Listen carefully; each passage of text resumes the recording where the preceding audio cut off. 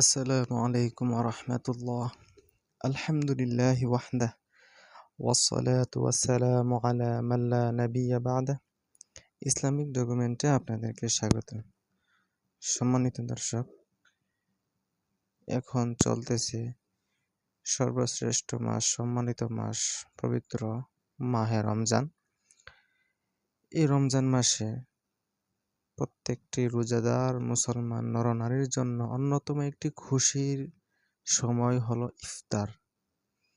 এই ইফতারের মাধ্যমে প্রতিটি রোজাদার মুসলমান নরনারী প্রত্যেক দিন রোজা ভঙ্গ করে থাকেন ইফতারের মাধ্যমে। তবে এই ইফতারের মধ্যে রয়েছে আমাদের প্রিয় নবী হযরত মুহাম্মদ সাল্লাল্লাহু আলাইহি ওয়াসাল্লামের অন্যতম একটি সুন্নত। সেই সুন্নতটি হলো খেজুর। যে রাসূল সাল্লাল্লাহু আলাইহি সাল্লাম খেজুর দিয়ে ইফতারি শুরু করতেন। এই রোজা রেখে ইফতার করা সুন্নত। আমাদের দেশে ইফতারে নানা রকম মুখরোচক খাবারের সঙ্গে খেজুর থাকে প্রধান খাবার হিসেবে। রাসূলুল্লাহ সাল্লাল্লাহু আলাইহি ওয়াসাল্লাম নিজে ইফতারে খেজুর খেতেন এবং সাহাবীদেরও তিনি খেজুর খেতে উৎসাহ দিতেন। রাসূলুল্লাহ সাল্লাল্লাহু আলাইহি ওয়াসাল্লাম বলেছেন, যখন তোমাদের কেউ ইফতার করে সে যেন খেজুর দিয়ে ইফতার করে, কেননা এই খেজুরের মধ্যে রয়েছে বরকত।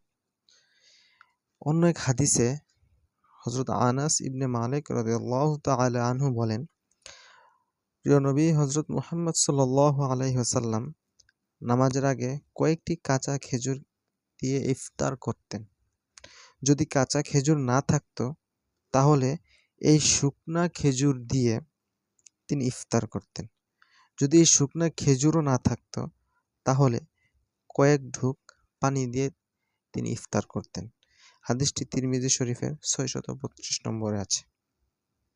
খেজুর ছাড়াও রাসূলুল্লাহ সাল্লাল্লাহু আলাইহি ওয়াসাল্লাম ইফতারে তৎকালীন আরবের প্রচলিত যেসব খাবার রয়েছে সেই খাবারগুলো খেয়েছেন। প্রিয় সাহাবী হযরত আব্দুল্লাহ ইবনে আবি আউফ রাদিয়াল্লাহু তাআলা আনহু বলেন, রোজায় আমরা রাসূলুল্লাহ সাল্লাল্লাহু আলাইহি ওয়াসাল্লামের সফর সঙ্গী ছিলাম। সূর্যাস্তের সময় তিনি একজনকে ডেকে বললেন, ছাতু ও পানি মিশিয়ে ইফতার পরিবেশন করো। হাদিসটি মুসলিম শরীফে রয়েছে, হাদিস নং 1099তম হাদিস। তো আমরা এই হাদিসগুলোর মাধ্যমে এবং উক্ত আলোচনার মাধ্যমে এতটুকু অনুধাবন এবং বুঝতে পারি যে এই খেজুর দিয়ে ইফতার করা প্রকৃত রাসূলুল্লাহ সাল্লাল্লাহু আলাইহি ওয়াসাল্লামের একটি সুন্নত। তো আমরা এটিকে শুধু সুন্নত না, আমরা যদি এটিকে খেজুরকে আমরা ইফতার প্রধান খাবার হিসেবে ধরি এই নিয়তে যে নবী করিম সাল্লাল্লাহু আলাইহি ওয়াসাল্লাম এই খেজুরকে ইফতারের প্রধান খাবার হিসেবে প্রাধান্য দিয়েছেন। এই খেজুর দিয়েই তিনি ইফতার শুরু করতেন।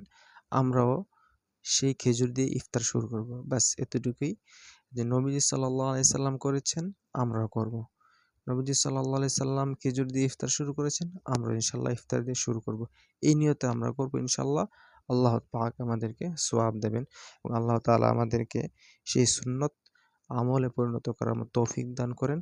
শুকরান, জাযাকাল্লাহু খাইর। আসসালামু আলাইকুম ওয়া রাহমাতুল্লাহি ওয়া বারাকাতুহু।